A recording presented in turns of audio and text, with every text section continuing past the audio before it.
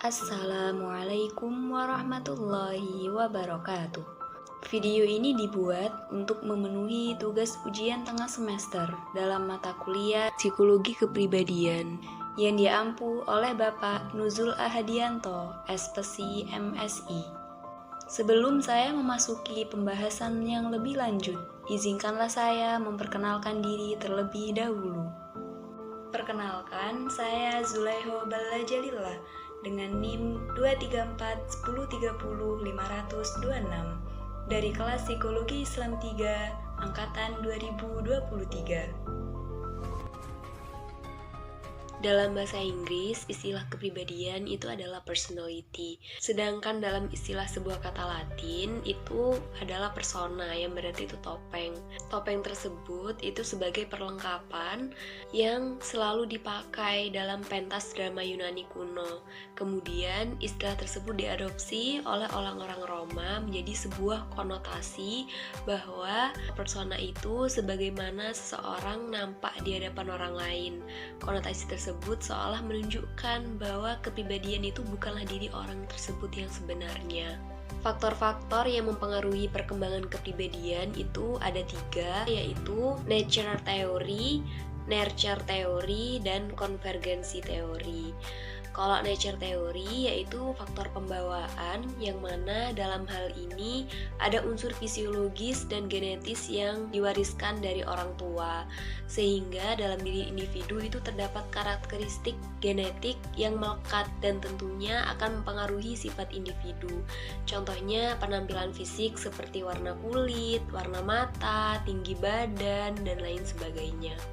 Yang kedua yaitu nurture theory, yaitu faktor lingkungan. Dalam hal ini, pengalaman yang diterima oleh individu akan membentuk kepribadian, bakat, kecerdasan individu, dan lain sebagainya. Konsep nurture sendiri itu sangat berkaitan dengan interaksi dan lingkungan sosial individu tersebut. Yang terakhir yaitu teori konvergensi.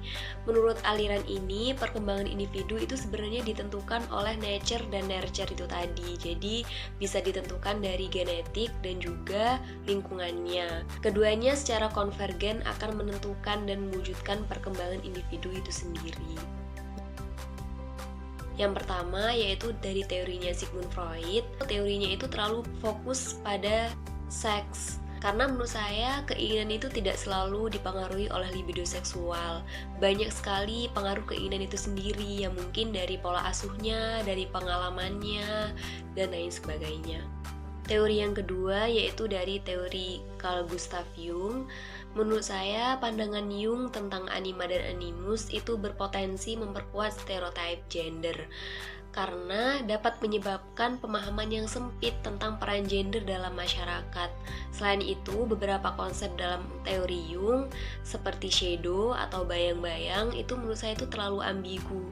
Dalam hal ini, Jung juga cenderung mengeneralisasi shadow atau bayang-bayang itu tanpa mempertimbangkan konteks budaya individu itu yang beragam. Yang ketiga yaitu teori Alfred Adler. Dalam teori ini, Adler terlalu menekankan pada minat sosial, karena menurut saya tidak semua individu itu memiliki motivasi sosial yang sama. Ada individu yang lebih mementingkan kepentingan pribadinya dibanding kepentingan sosialnya. Selain itu, Adler terlalu menyederhanakan masalah psikologis dengan mengaitkannya dengan perasaan inferior atau perasaan rendah diri. Karena menurut saya terbentuknya perasaan inferior itu sendiri itu pasti disebabkan oleh beberapa faktor. Dan hal ini dapat mengabaikan faktor-faktor lain yang lebih kompleks seperti pengalaman traumatis, konteks sosial. Selanjutnya yaitu teori dari Erikson. Erikson berpendapat bahwa masa remaja adalah masa eksplorasi diri yang mendalam dan bagaimana seorang itu menyesuaikan diri dengan masyarakatnya.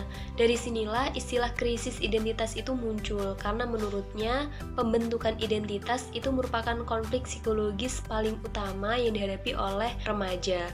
Konflik ini itu terjadi selama masa remaja dan menandai periode saat seorang individu itu mengeksplorasi jati dirinya. Namun, menurut saya, pencarian jati diri itu mungkin terjadi berkali-kali sepanjang kehidupan, nggak hanya pada masa remaja saja. Dan selain itu, konsep identity confusion itu menurut saya pada teori Erikson ini terlalu ambigu dan kurang jelas karena tidak selalu mudah untuk mengidentifikasi kapan seorang itu benar-benar mengalami kebingungan identitas. Yang terakhir yaitu teori dari Henry Murray. Di sini Murray menggunakan metode kualitatif seperti teknik dewan diagnostik. Namun, menurut saya, penelitian ini itu sedikit dapat menghasilkan bias subjektif yang mungkin hasilnya tidak selalu dapat digeneralisasi ke populasi yang lebih luas. Selain itu, konsep proceeding. Konsep ini menurut saya itu terlalu ambigu cara mengaplikasikannya, sehingga menyulitkan pemahaman yang konsisten. Kurangnya penjelasan yang konsisten, peneliti mungkin memiliki pendekatan yang berbeda dalam menerapkannya. Menurut saya, pandangan yang berbeda antar tokoh dan ilmuwan psikologi mengenai kepribadian itu mencerminkan keberagaman dari manusia itu sendiri. Perbedaan ini menurut saya menunjukkan bahwa kepribadian itu tidak bisa dilihat hanya dari satu sudut pandang saja, karena dalam hal ini banyak sekali melibatkan faktor-faktor, mulai dari faktor psikologis, lingkungan, dan lain sebagainya. Perbedaan-perbedaan teori dari kelima tokoh menurut saya cukup memberikan gambaran kita tentang kepribadian manusia. Tidak ada teori yang benar-benar lebih baik, karena menurut saya setiap teori itu berperan dalam membentuk pemahaman kita yang lebih utuh tentang sifat dasar pada manusia. Setiap pandangan itu memberikan wawasan yang unik dan jika dikombinasikan, itu kita bisa lebih memahami kepribadian manusia yang lebih mendalam dari berbagai aspek yang saling melengkapi. Baik, itulah penjelasan yang dapat saya sampaikan. Semoga bermanfaat dan terima kasih atas perhatiannya. Wassalamualaikum warahmatullahi wabarakatuh.